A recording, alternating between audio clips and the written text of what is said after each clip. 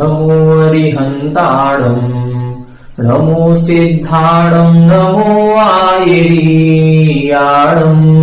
नमो वज्रायाणम् नमो लोये सवसाऊढम् तज्जयति परम् ज्योतिः समम् समस्तैरनन्तपरयायै दर्पणतलेव सकला प्रतिफलति पदार्थमालिका यत्र। 1008 मूलनायक आदिनाथ भगवान की जय। द्वासांग जिनवाणी माता की जय। आचार्य श्रेष्ठ आचार्य गुरुवर श्री 108 अमृत चंद्र स्वामी महाराज की जय। आचार्य श्रेष्ठ आचार्य गुरुवर श्री 108 विद्यासागर जी महाराज की जय। जगत पूज्य निर्यापक श्रवण मुनि पुंगव श्री 108 सुधा सागर जी महाराज की जय। समस्त मुनि संघ की जय। आलोक मोदी स्वाध्याय सुधा यूट्यूब चैनल पर आप सभी दर्शकों का एक बार पुनः हार्दिक स्वागत, हार्दिक अभिनंदन। पूज्यवर आचार्य अमृत चंद्र स्वामी जी द्वारा विरचित श्री पुरुषार्थ सिद्धि उपाय ग्रंथ की स्वाध्याय श्रृंखला में हम सभी श्रावक की चर्या कैसी होनी चाहिए, श्रावक का आचरण कैसा होना चाहिए, इसके बारे में समझ रहे हैं। आचार्य भगवान ने सर्वप्रथम श्रावक के आचरण से संबंधित 12 व्रतों का वर्णन किया। फिर उन्होंने बताया कि जो 12 व्रतों को अंगीकार करता है वह अंत समय संलेखना समाधि पूर्वक मरण करता है और जीवन में 12 व्रतों के साथ साथ अपनी शक्ति के अनुसार 12 तपों का भी पालन करता है। फिर उन्होंने बताया था कि जो श्रावक है उसका परम लक्ष्य मुनि बनने का होता है, इसलिए वह मुनि व्रत की जो साधना की जाती है या मुनि व्रत का जो आचरण किया जाता है उस आचरण या चर्या में से कुछ आचरण जो ऐसा आचरण है जो श्रावक भी पालन कर सकता है, ऐसे उस आचरण का भी श्रावक को अपनी चर्या के अंतर्गत पालन करना चाहिए। अर्थात मुनिचर्या का अभ्यास श्रावक चर्या के साथ साथ करते रहना चाहिए। हमने पिछली कक्षा में देखा था कि उन्होंने बताया था कि जो मुनियों के 6 आवश्यक कर्म होते हैं, ये 6 आवश्यक कर्म श्रावक भी पालन कर सकता है। मुनि जो 3 गुप्तियों का पालन करते हैं, अर्थात मन वचन काय की प्रवृत्ति को रोकते हैं, ऐसी 3 गुप्तियों को ये श्रावक को भी अभ्यास रूप में पालन करना चाहिए। गुप्ति हमने 2 प्रकार की बताई थी, एक निश्चय गुप्ति और एक व्यवहार गुप्ति। निश्चय गुप्ति का पालन तो मुनिराज ही करते हैं, लेकिन हम सभी मिलकर के व्यवहार गुप्ति का पालन कर सकते हैं। अर्थात मन वचन काय की प्रवृत्ति में से जो मन की प्रवृत्ति है, यदि मन की प्रवृत्ति को हम पूर्णतः रोक देते हैं तो ये निश्चय गुप्ति कहलाती है, और मन की अशुभ प्रवृत्ति को रोक करके शुभ प्रवृत्ति में लगाते हैं तो फिर ये मन को जो हमने डाइवर्ट किया है अशुभ से शुभ की ओर, इसको हम व्यवहार गुप्ति कहते हैं। तो श्रावक व्यवहार गुप्ति का पालन कर सकता है। जब भी हम सामायिक आदि करते हैं, जाप आदि देते हैं, तो हमें काय गुप्ति का पालन करना चाहिए, वचन गुप्ति का भी पालन करना चाहिए और मन को अशुभ से हटा करके शुभ में लगाने का प्रयास करना चाहिए, अर्थात व्यवहार मनुगुप्ति का पालन करना चाहिए। फिर अब इन 3 गुप्तियों का उपदेश देने के बाद आचार्य महाराज मुनियों के जो और आचरण होते हैं, मुनियों के और जो मूल गुण होते हैं, उनमें 5 समिति, 10 धर्म, 12 अनुप्रेक्षाएं आती हैं। आज की कक्षा में हम इन्हीं 5 समितियों, 10 धर्मों और 12 अनुप्रेक्षाओं के बारे में समझेंगे। आइए सबसे पहले 5 समितियों के बारे में समझते हैं। समिति क्या कहलाती है, 5 समितियां कौन कौन सी होती हैं, इनका स्वरूप क्या होता है, इसको जानने के लिए पहले हम श्लोक का उच्चारण करते हैं, फिर इसका अपन अर्थ समझने का प्रयास करेंगे। सम्यग् गमनागमनम् सम्यग् गमनागमनम् सम्यग् भाषा तथैषणा सम्यग् भाषा तथैषणा सम्यग् ग्रह निक्षेपौ व्युत्सर्गः सम्यगिति समितिः व्युत्सर्गः सम्यगिति समितिः सम्यग् गमनागमनम् सम्यग् भाषा तथैषणा सम्यग् भाषा तथैषणा सम्यग् ग्रह निक्षेपौ व्युत्सर्गः सम्यगिति समितिः, व्युत्सर्गः सम्यगिति समितिः। एक बार आप लोग उच्चारण करें। सम्यग् गमनागमनम्, सम्यग् भाषा तथैषणा, सम्यग् ग्रह निक्षेपौ, व्युत्सर्गः सम्यगिति समितिः। सम्यग् गमनागमनम्, सम्यग् भाषा तथैषणा, सम्यग् ग्रह निक्षेपौ, व्युत्सर्गः सम्यगिति समितिः। देखें यहां पर बता रहे हैं समिति, अर्थात ये समिति कहलाती हैं। समिति क्या कहलाती हैं? सम्यक प्रकार से उठाना, रखना, चलना फिरना, बोलना इत्यादि प्रकार से जो भी क्रिया हम करते हैं वो सम्यक प्रकार से देख करके, शोध करके, सोच करके, समझ करके करना, इसको हम समिति कहते हैं। ये समिति 5 प्रकार की होती है। ईर्या समिति, भाषा समिति, ऐषणा समिति, आदान निक्षेपण समिति और व्युत्सर्ग समिति। यहां पर इन्होंने यही लिखा है, सबसे पहले लिखा सम्यक गमनागमनम।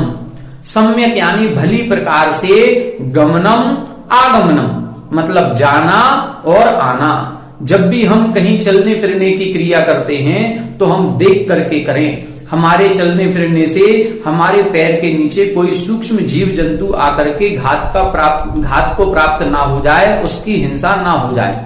इस प्रकार से सूक्ष्म जीवों की हिंसा से बचते हुए यत्नाचार पूर्वक गमनागमन की प्रवृत्ति करना, इसको हम ईर्या समिति कहते हैं। ईर्या का मतलब होता है ईर्णम ईर्या, गत्यर्थक। गति अर्थक धातुओं में ईर्या शब्द का प्रयोग किया जाता है। तो ईर्या का मतलब होता है चलने फिरने में समिति अर्थात सम्यक प्रकार से गमन करना। दूसरी होती है सम्यक भाषा। सम्यक भाषा का मतलब है, अब हमारी दूसरी प्रवृत्ति होती है वचनों की प्रवृत्ति। एक तो हमारी शारीरिक प्रवृत्ति हो गई चलने फिरने संबंधी, दूसरी है वचनों की प्रवृत्ति। तो वचनों की प्रवृत्ति के लिए कहा गया है सम्यक भाषा, अर्थात जब भी हम बोलेंगे तो हम बहुत अच्छी भाषा बोलेंगे, हित मित प्रिय वचन बोलेंगे। ऐसे वचन बोलेंगे जो सभी के हितकारी हों। हम ज्यादा अधिक बकवास नहीं करेंगे, बहुत अधिक नहीं बोलेंगे। जितना पूछा जाएगा, जितना जरूरत होगी उतना ही बोलेंगे, इसको बोलते हैं मित। और जितना भी बोलेंगे प्रिय वचन बोलेंगे। ऐसे वचन बोलेंगे जिनसे किसी को बुरा ना लग जाए, जिनसे किसी के हृदय में कोई ठेस ना पहुंचे। ऐसे वचनों का बोलना ये भाषा समिति कहलाती है। तथैव सम्यक ऐषणा, उसी प्रकार से ऐषणा समिति होती है। ऐषणा समिति का मतलब होता है आहार की शुद्धता रखना। जब भी हम आहार आदि भोजन आदि करेंगे तो हम ऐषणा समिति से करेंगे, अर्थात देख करके शोध करके करेंगे, जैसे मुनिराज करते हैं। अंजुलि में आए हुए ग्रास को चारों तरफ से देखते हैं कि इसमें कहीं कोई बाल आदि तो नहीं है, कोई चींटी आदि सूक्ष्म जीव तो नहीं है, कोई कंकड़ आदि तो नहीं है। जो उनके 32 प्रकार के अंतरायों का कथन किया गया है, उन सभी प्रकार से भोजन का शोधन करते हैं और शोधन करने के बाद फिर ग्रहण करते हैं। इसको ऐषणा समिति कहते हैं। चौथी होती है सम्यक ग्रह निक्षेपौ। ग्रह का मतलब ग्रहण करना, निक्षेप का मतलब होता है रखना। इसको आदान निक्षेपण समिति भी कहते हैं। आदान यानी ग्रहण करना और ग्रह शब्द का मतलब भी ग्रहण करना। निक्षेप यानी निक्षेप या रखना इत्यादि।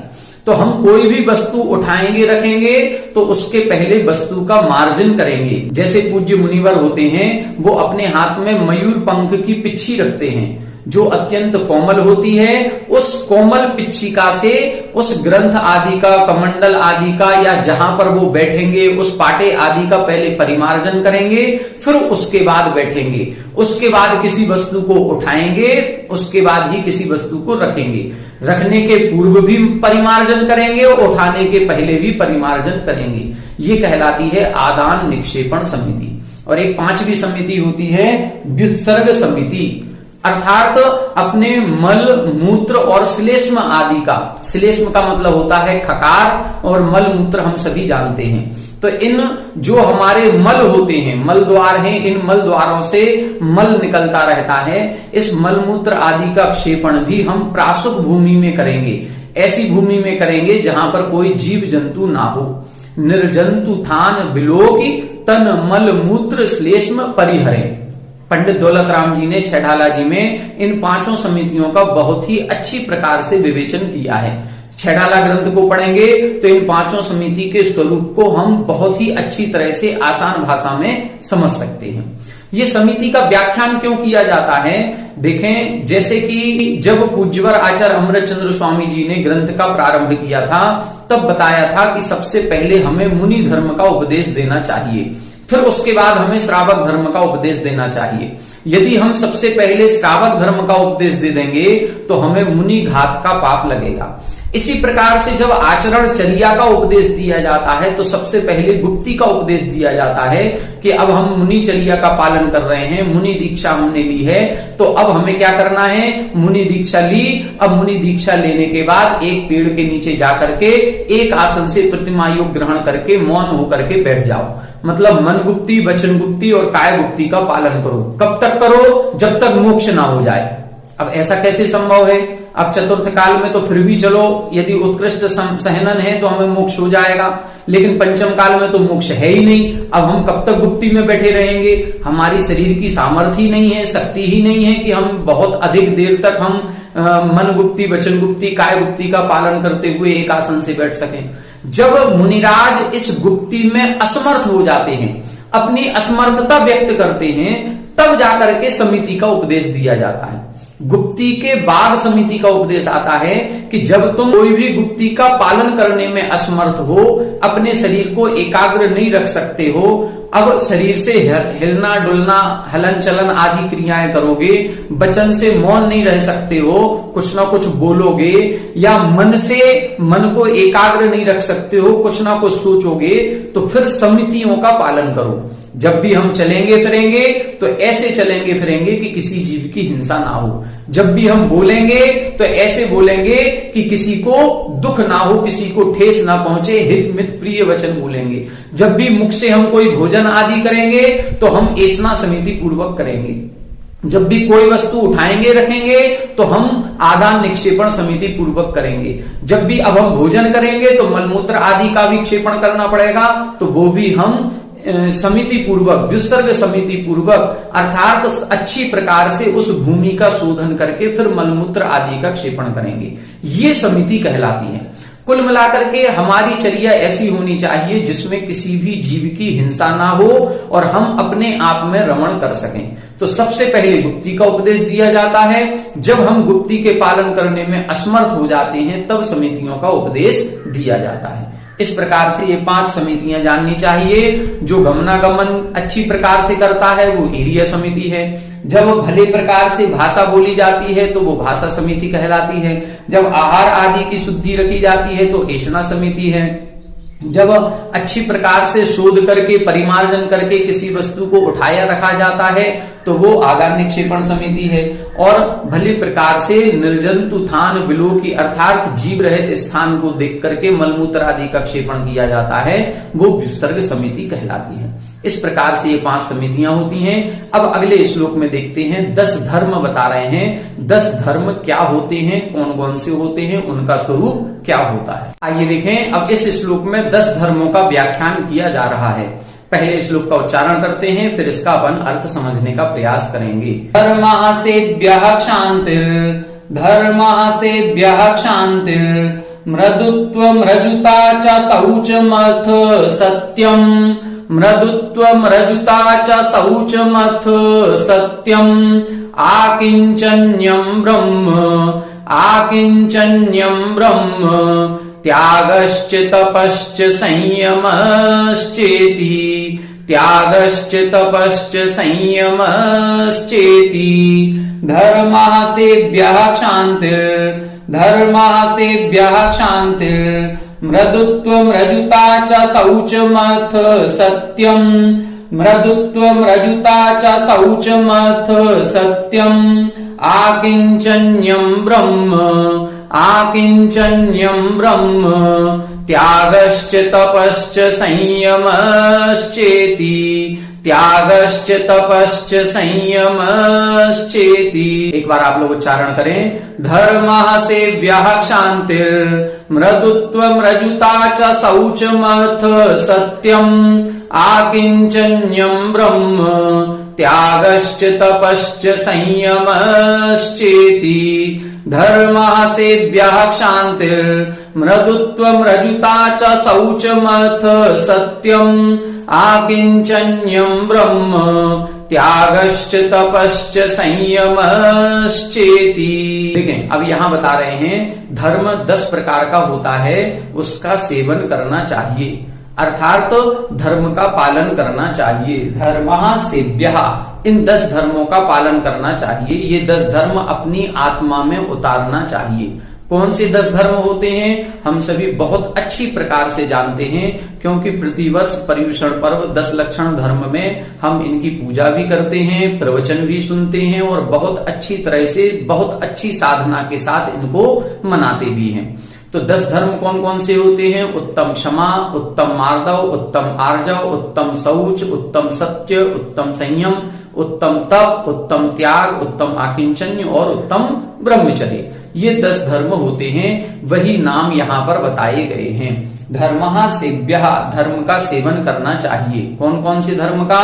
क्षान्तिर यानी क्षमा धर्म का, मृदुत्वम अर्थात मृदुता मार्दव धर्म का, ऋजुता अर्थात ऋजु यानी सरलता जो आर्जव धर्म है उसका, शौचम अर्थात शौच धर्म का, सत्यम सत्य धर्म का, फिर इसके बाद संयमश्च इति संयम धर्म का, तपश्च तप धर्म का, त्यागश्च त्याग धर्म का, फिर आकिंचन्यम आकिंचन्य धर्म का और ब्रह्म अर्थात ब्रह्मचर्य धर्म का पालन करना चाहिए। संक्षिप्त में इनको समझ लेते हैं। विस्तार से तो हम प्रतिवर्ष 10 दिनों में इन 10 धर्मों के प्रवचनों को सुनते ही हैं। उत्तम क्षमा धर्म क्रोध कसाय के अभाव में प्रकट होता है। उत्तम मार्दव धर्म मान कसाय का जब अभाव होता है तब प्रकट हो जाता है। उत्तम आर्जव धर्म माया कसाय के अभाव में प्रकट होगा और लोभ कसाय के अभाव में शौच धर्म प्रकट होता है। शौच धर्म 2 प्रकार का होता है या शुचिता 2 प्रकार की होती है, एक अंतरंग शुचिता और एक बहिरंग शुचिता। बहिरंग शुचिता में शरीर की शुद्धि की जाती है और वो शरीर की शुद्धि रत्नत्रय को धारण करने से होती है, क्योंकि ये शरीर अनादिकाल से अपवित्र है, ये कभी शुद्ध नहीं होगा। शुद्ध होगा तो केवल रत्नत्रय से पवित्र हो सकता है। इसी प्रकार से जो अंतरंग शुद्धि होती है, अंतरंग शुद्धि का मतलब होता है अपने अंतरंग से लोभ कसाय को कम करना अथवा नष्ट कर देना, लोभ कसाय का अभाव करना। तो जब आशा, लालच, लोभ, तृष्णा ये भाव हमारे कम हो जाते हैं, मन में संतोष परिणाम उत्पन्न होता है, उसी को हम शौच धर्म कहते हैं। तो क्रमशः 4 कसायों के अभाव में ये उत्तम क्षमा, मार्दव, आर्जव और शौच धर्म प्रकट होता है। सत्य धर्म कैसे प्रकट होता है? जब ये 4 कसाएं अभाव हो जाती हैं तो हमारी आत्मा में सत्य धर्म अपने आप प्रकट हो जाता है। क्यों? क्योंकि इन 4 कसायों के कारण से ही हम झूठ बोलते हैं। जब 4 कसाएं नहीं रहेंगी तो सत्य धर्म अपने आप प्रकट हो जाएगा। सत्य धर्म के बाद फिर अब हमको संयम में अपने पग को आगे बढ़ाना पड़ता है। तो संयम धर्म 2 प्रकार का कहा गया, प्राणी संयम, इंद्रिय संयम। 6 काय के जीवों की हिंसा हमारे द्वारा ना हो ऐसी क्रियाएं करना, ये प्राणी संयम कहलाता है। और 5 इंद्रिय मन को वश में करना, ये इंद्रिय संयम कहलाता है। संयम के बाद फिर विशेष साधना की जाती है, उसको हम तप कहते हैं, जिसमें 12 तपों को तपने का उपदेश दिया जाता है। तप के बाद फिर त्याग किया जाता है। त्याग किसका करना है? तो व्यवहार से तो 4 प्रकार का दान देना ही त्याग कहलाता है और निश्चय से राग द्वेष परिणामों का त्याग करना ही त्याग कहलाता है। जब हमारा त्याग हो जाएगा तो त्याग के बाद अंतरंग में, बहिरंग में रंच मात्र भी ना कोई कसाय रह जाए और ना कोई बाह्य परिग्रह रह जाए, तब आत्मा में आकिंचन्य धर्म प्रकट होता है। नास्ति किंचनम इति आकिंचनम, जब कुछ भी शेष ना रहे उसको आकिंचन्य कहते हैं। और जब कुछ भी शेष नहीं रहेगा तो फिर आत्मा आत्मा में रमण करने लगती है, इसी का नाम ब्रह्मचर्य कहलाता है। ब्रह्मणि चरति इति ब्रह्मचर्य। तो जो मुनिराज होते हैं वो अपनी आत्मा में रमण करते हैं, इसका नाम ब्रह्मचर्य है। और जो श्रावक होता है वो श्रावक ब्रह्मचर्य व्रत का पालन करता है और इस संसार की समस्त स्त्रियों से अपनी पत्नी को छोड़ करके समस्त स्त्रियों से राग भाव का त्याग कर देता है। उनमें अपनी पुत्री, अपनी माँ और अपनी बहन के समान दृष्टि रखता है, इसी का नाम ब्रह्मचर्य व्रत कहलाता है। ये 10 धर्म कहलाते हैं। इन 10 धर्मों में रत्नत्रय की पूर्णता हो जाती है। 4 प्रकार की कसायों के अभाव होने पर सम्यक दर्शन प्रकट होता है। सत्य धर्म आ जाता है तो ये सम्यक ज्ञान का प्रतीक है। और अंत के संयम, तप, त्याग, आकिंचन, ब्रह्मचर्य ये सम्यक चारित्र के प्रतीक होते हैं। मन वचन काय की शुद्धि इनमें होती है। 4 कसायों के अभाव में मन की शुद्धि होती है, सत्य धर्म से वचन की शुद्धि होती है और संयम आदि का पालन करने से काय की शुद्धि होती है। ये 10 धर्मों की ये 10 सीढ़ियां हैं। इन सीढ़ियों को चढ़ करके हम मोक्ष रूपी महल में प्रवेश करते हैं। तो ये 10 धर्म हमारी आत्मा के धर्म हैं, हमारी आत्मा का स्वभाव है, इसका पालन हमें करना ही चाहिए। अभी हम विभाव में हैं, स्वभाव में आना है। तो जब हम विभाव ये कासायिक परिणति को छोड़ेंगे तो हम अपने आप स्वभाव में आ जाएंगे। जैसे एक पानी होता है, पानी को यदि अग्नि का निमित्त मिल जाता है तो पानी अपने शीतल स्वभाव को छोड़ करके उष्ण हो जाता है। लेकिन जैसे ही वो अग्नि का निमित्त हटा दिया जाए तो कुछ देर बाद वो पानी अपने स्वभाव में आ जाता है, पुनः शीतल हो जाता है। तो हमारे भी एक कसाय का निमित्त है, इसलिए अभी हम क्रोध, मान, माया, लोभ आदि में डूबे हुए हैं। ये विभाव परिणाम में है। जैसे ही ये क्रोध, मान, माया, लोभ की ये बाह्य निमित्त दूर होंगे तो हमारी आत्मा का जो मूल स्वभाव है, क्षमा, मार्दव, आर्जव आदि, ये सारे 10 गुण आत्मा में प्रकट हो जाएंगे। इस प्रकार से हमें इन 10 धर्मों का पालन करना चाहिए। संक्षिप्त में इतना ही, विस्तार से तो हम प्रतिवर्ष पर्युषण पर्व में सुनते ही हैं। अब एक श्लोक और देखेंगे जिसमें 12 अनुप्रेक्षाओं का कथन किया जा रहा है कि इस श्रावक को नित्य प्रति 12 अनुप्रेक्षाओं का भी चिंतन करते रहना चाहिए। क्यों करना चाहिए? वैराग्य को प्राप्त करने के लिए अथवा वैराग्य को दृढ़ करने के लिए। आइए देखते हैं ऐसी 12 अनुप्रेक्षाएं कौन कौन सी हैं, उनका स्वरूप क्या होता है। ये देखें, अब इस श्लोक में 12 अनुप्रेक्षाओं का वर्णन किया जा रहा है। पहले श्लोक का उच्चारण करते हैं, फिर इसमें से देखेंगे कि 12 अनुप्रेक्षाएं कौन कौन सी होती हैं, इसका अर्थ समझने का प्रयास करेंगे।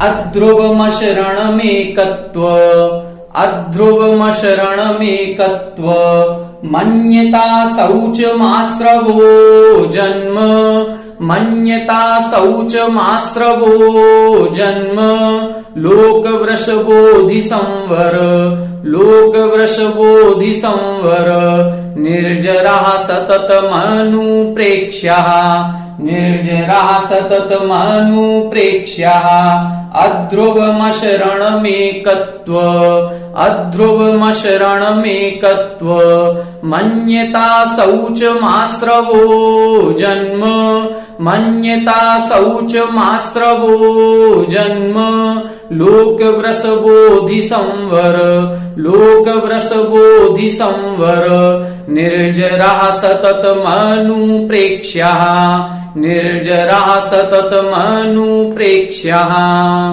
एक बार आप लोग उच्चारण करें। अध्रुवमशरणमेकत्व, मन्यता शौचमाश्रवो जन्म, लोकवृषबोधि संवर, निर्जरः सततमनुप्रेक्ष्यः, अध्रुवमशरणमेकत्व, मन्यता शौचमाश्रवो जन्म, लोकवृषबोधि संवर, निर्जरः सततमनुप्रेक्ष्यः।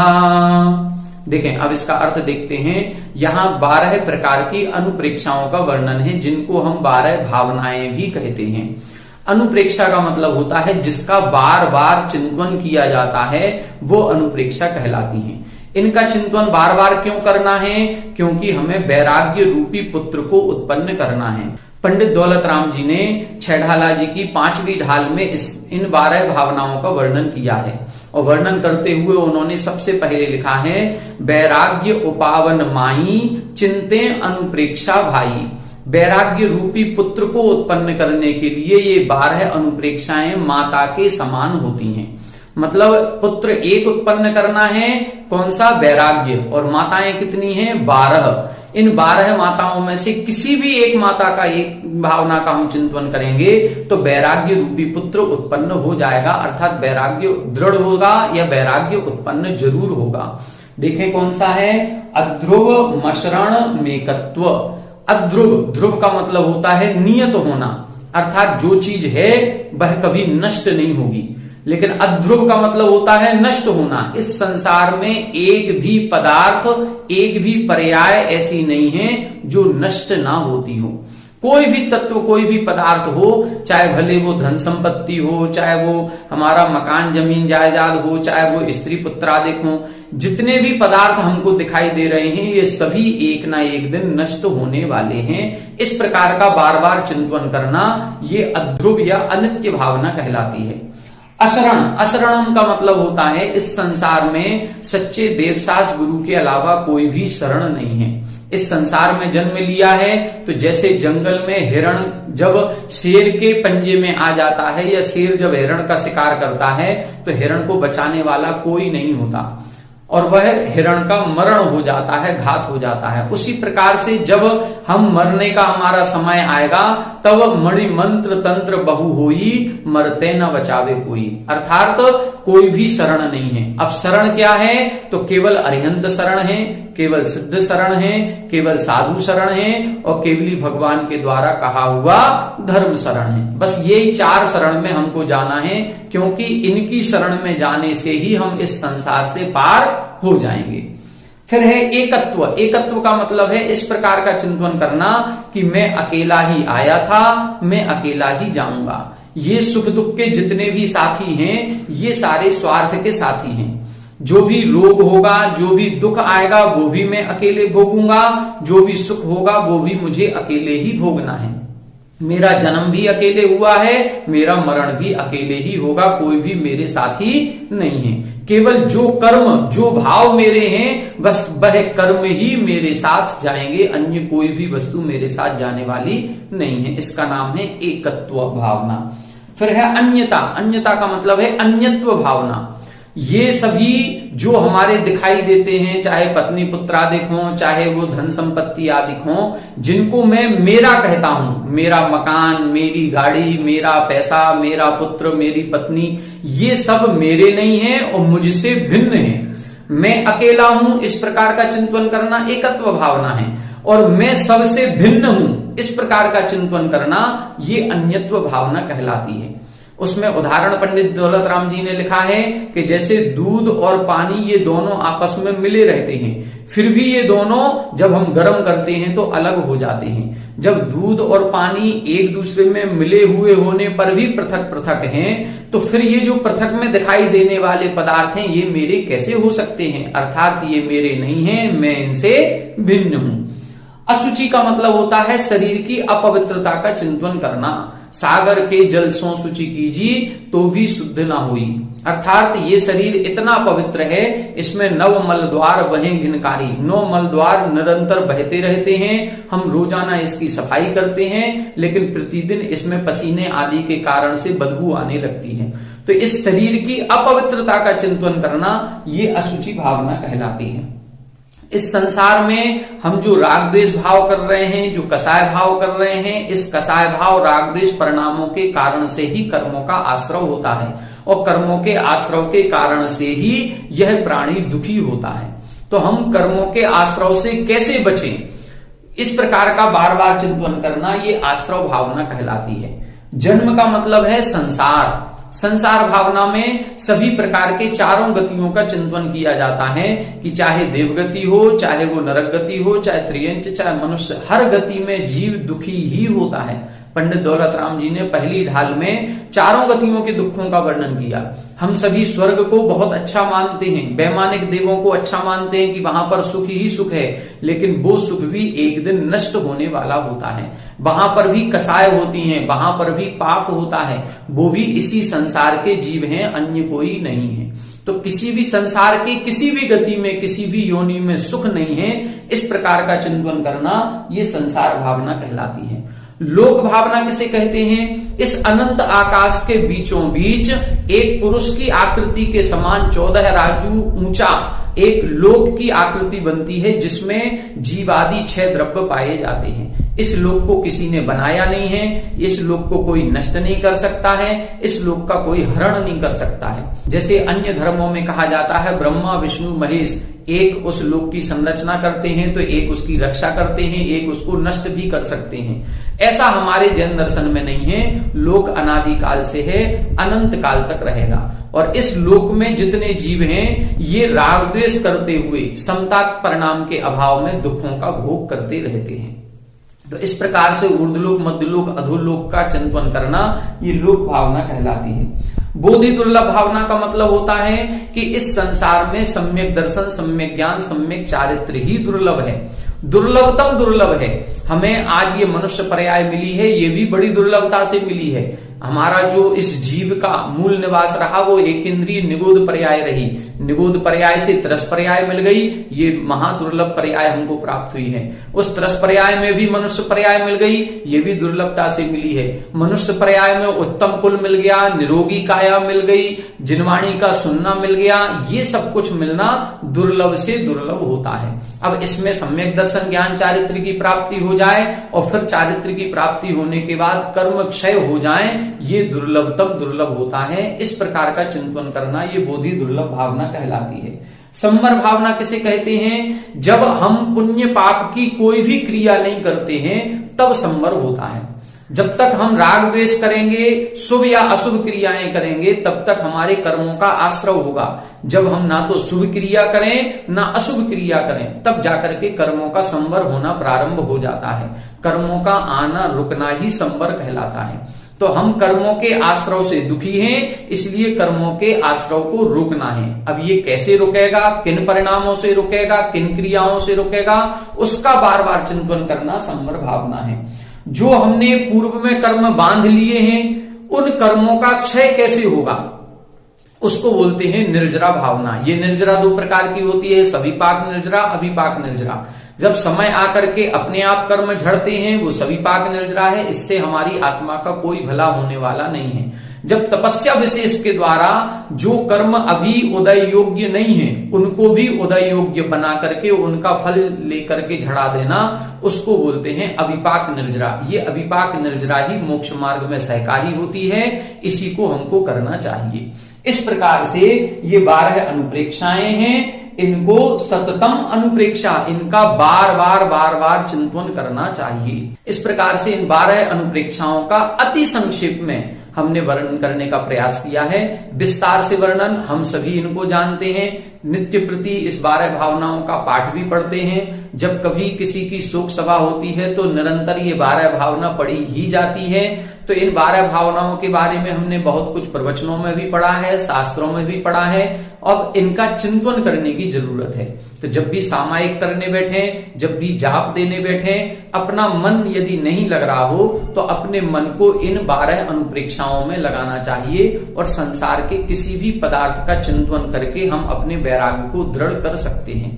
वैराग्य जिनका अभी नहीं आया है वो वैराग्य की उत्पत्ति भी इन्हीं 12 भावनाओं से होगी, और जिन्होंने वैराग्य को धारण करके मुनि दीक्षा आदि ले ली है उनको भी निरंतर इसका चिंतन करते रहना चाहिए, क्योंकि वैराग्य की दृढ़ता इन्हीं 12 भावनाओं से बनेगी। जब तक इन 12 भावनाओं का चिंतन नहीं होगा तो अच्छे अच्छे मुनिराज भी इस शिथिल हो जाते हैं और शिथिलाचार का पालन करने लग जाते हैं। वो क्यों हो जाता है? क्योंकि वो 12 भावनाओं का चिंतन करना बंद कर देते हैं। तो इन 12 भावनाओं का चिंतन हम आप दोनों जन मिलकर के हमेशा निरंतर ही करते रहें, यही भावना है। आज की कक्षा में हमने 3 श्लोक देखे, जिसमें 5 समितियों का वर्णन किया गया, 10 धर्मों का और 12 अनुप्रेक्षाओं का वर्णन हमने समझा।